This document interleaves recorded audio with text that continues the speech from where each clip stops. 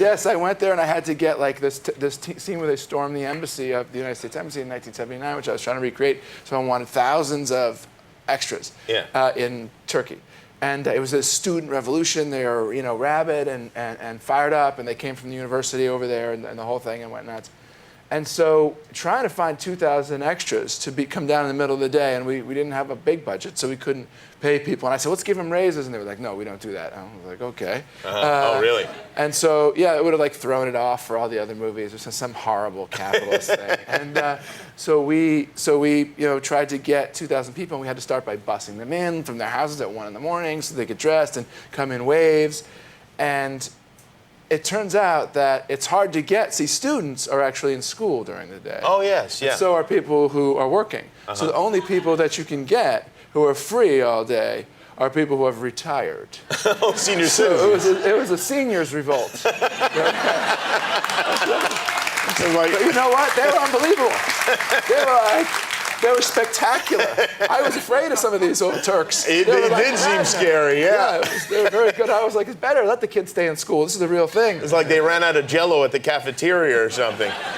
And did they know you over there? Do the people are you known in Istanbul? Could they say, oh, there's a Ben Affleck movie, everybody come on out? I'm known very well, but only through this show. Is that right? Yes, well, that is amazing. Like I said, Kamal, you got them fooled. Now, I understand you did some shopping when you were in Istanbul. I did.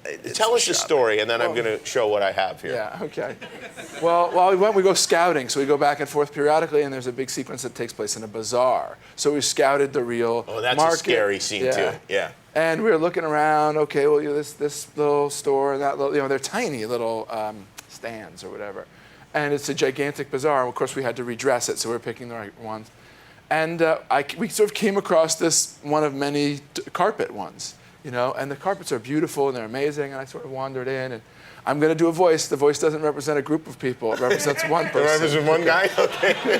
This is Istanbul you're doing here, okay? This is my bit. And it was the real hello, my friend. Please, come in. And I said, okay. And immediately it was like 5 other guys came out spinning and twirling carpets in the air, like Italians with a pizza. Yeah, right. Yeah. And it was like, dude, and it's like all of a sudden they're piling up, and the guy's telling me the blood of 10,000 kings is on this carpet. This is for your grandchild. Your wife will love you. We can make love with you if you have this carpet. And I was like, well, how much? It's like 2,500. And I was like, oh, he's like, when will you be in Istanbul? Again, your family. I was like, oh, well, I won't be in Istanbul again, probably. What about your descendants? I was like, my descendants could probably use this. So, of course, I buy the rug. Yeah. And, the guy, please, one picture with me and my friends and my sister. With the guys, just for the guys. I don't know you. I don't even care about you. This is for these guys. I hate you. So I take a picture with all these guys. I go home. And my wife, and I'm like, honey, I got this awesome Istanbul rug. It's Persian and Turkish, and it's got the blood of 10,000 dead kings. She was like, that's great, but we already ordered the rug that we needed for the living room. Oh. And I was kind of like, okay, right. Well, where can this go? She was like, I don't know, maybe your bathroom.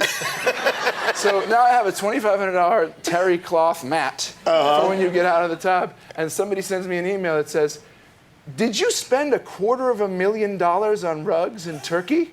I was like, I think I'd remember that. And I knew it. You knew that you had been...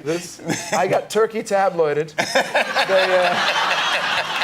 The Turkish... Look how excited this guy is.